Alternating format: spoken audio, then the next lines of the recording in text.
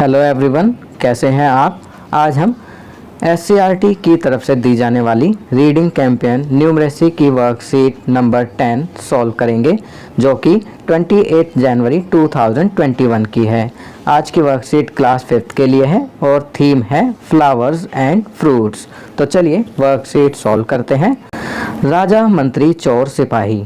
प्यारे बच्चों, आप लोग राजा, मंत्री, चोर, सिपाही के खेल के बारे में जानते ही होंगे। आज यह खेल जमीला, अमन, हिना और उनकी अम्मी मिलकर खेल रहे हैं। उन्होंने इसके लिए 4 पर्चियों पर इस तरह के नाम और उनके अंक लिख लिए हैं।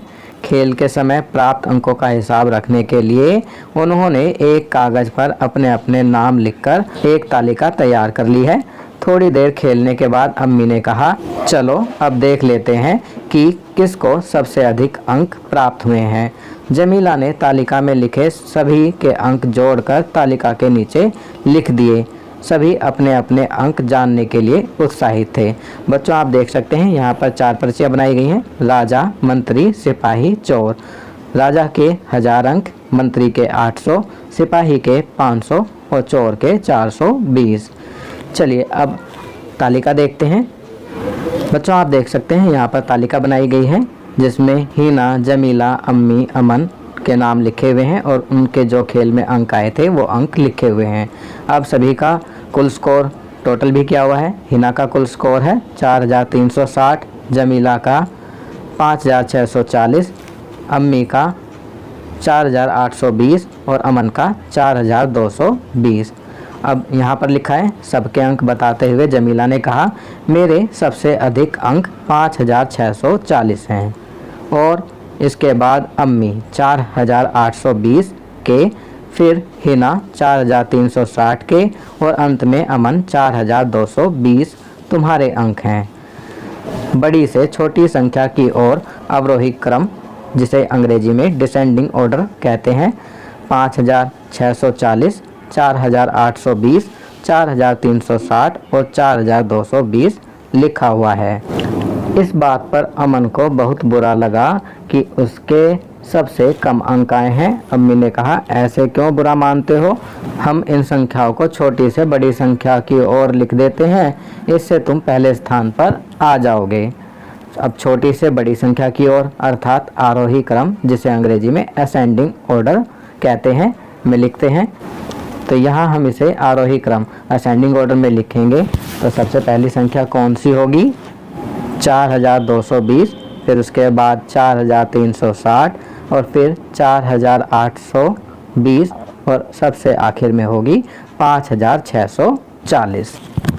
अब यहाँ आगे आइए अब कुछ और संख्याओं को आरोही व अवरोही क्रम में लगाएं। तो बच्चों, आप समझ चुके होंगे आरोही क्रम होता है बढ़ता क्रम और अवरोही क्रम होता है घटता क्रम। तो यहाँ पर संख्या दी गई है पहले सवाल में 256, 568, 873, 503। अब इसे हम पहले आरोही छोटे से बड़ा क्रम में लिखेंगे। तो सबसे पहले संख्या आएगी 256, फिर 503, फिर 568 और आखिर में 873। अब इसे अवरोही क्रम बड़े से छोटा क्रम अर्थात घटते क्रम में लिखेंगे। तो सबसे पहले संख्या आएगी 873, फिर 568, फिर 503 और सबसे आखिर में 256। अब 2 नंबर पे जो संख्याएं दी गई हैं 1023, 2036, 1206, 1360। अब इन्हें आरोही क्रम अर्थात छोटे से बड़ा क्रम में लिखेंगे। तो सबसे पहले लिखेंगे 1023, फिर 1206, फिर 1360 और फिर 2036। अब अवरोही क्रम में लिखेंगे तो सबसे बड़ी संख्या पहले आएगी 2036, फिर उससे छोटी संख्या 1360, फिर उससे छोटी संख्या 1206 और फिर सबसे छोटी संख्या 1023 लिखेंगे। तीसरे नंबर पर जो संख्याएं दी गई हैं 1520, 1052, 1502, 1250। इन्हें पहले आरोही क्रम छोटे से बड़े क्रम में लिखेंगे। तो सबसे पहले संख्या लिखेंगे 1052, फिर 1250, फिर 1502 और सबसे आखिर में लिखेंगे 1520।